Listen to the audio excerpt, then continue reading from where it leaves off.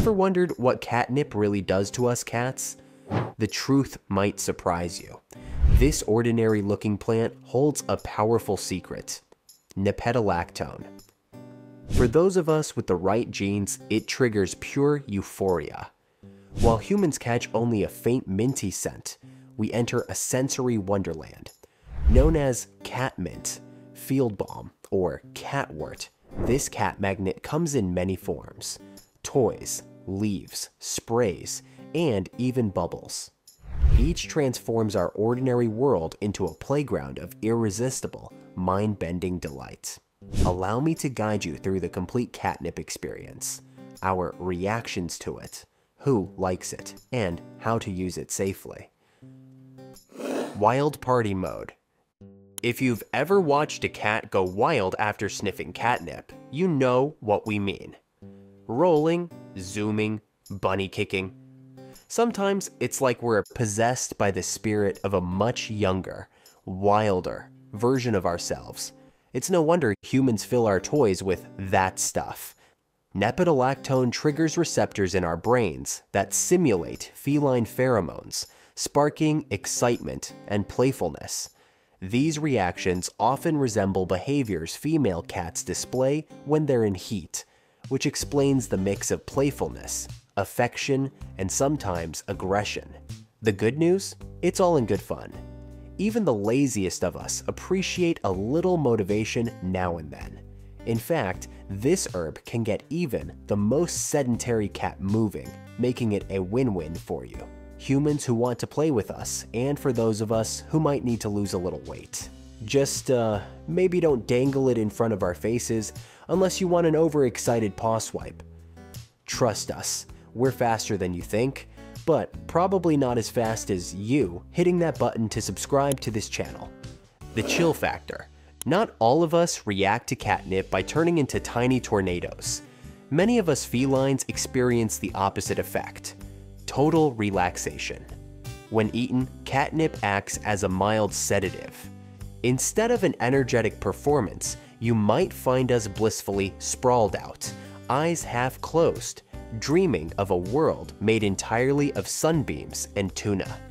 A few nibbles can help us relax, making it a great option for nervous or stressed out cats. You don't need much for this effect either. Fresh catnip is even more potent than dried, so if you really want to treat us, grow some for us to munch on. When nothing happens. About 20 to 30% of our feline population feel absolutely nothing when exposed to catnip. It's not that we're being difficult, it's purely genetics. The sensitivity to catnip is inherited, and certain members of our species simply don't have the receptors to respond to it. Kittens and very senior cats also tend to be indifferent, as their response to pheromone-like compounds changes over time. Even if your kitten has inherited the catnip sensitivity genes, they won't react until they're between 3 to 6 months old. With kittens being natural balls of furry mischief already, the lack of a catnip high is probably a good thing. Save those catnip toys for when your kitten is a little older to test whether they react or not. If we sniff it and walk away, it's nothing personal. Also, check how old the catnip is, as it loses potency over time and needs to be replaced. Luckily, alternatives like silvervine, valerian root, and Tatarian honeysuckle can work just as well for those of us who seem unimpressed by traditional catnip. Personality matters. In multi-cat households, our diverse responses to catnip can lead to some unexpected interactions. We felines might become extra cuddly, while others get a bit feisty. For this reason, it's always a good idea to test your cat's reaction to catnip before you let them run off with a new catnip toy, especially if you have more than one cat in the house. If you're introducing catnip in a home with multiple cats, keep an eye on us. No one wants to turn a fun catnip session into a dramatic showdown, and if we prefer to walk away from it entirely, that's fine too. We all have our preferences, just like humans do. Catnip Persuasion. Do you believe we can't be trained? Think again. From our feline perspective, catnip can be a sneaky way for you to encourage us to try new things.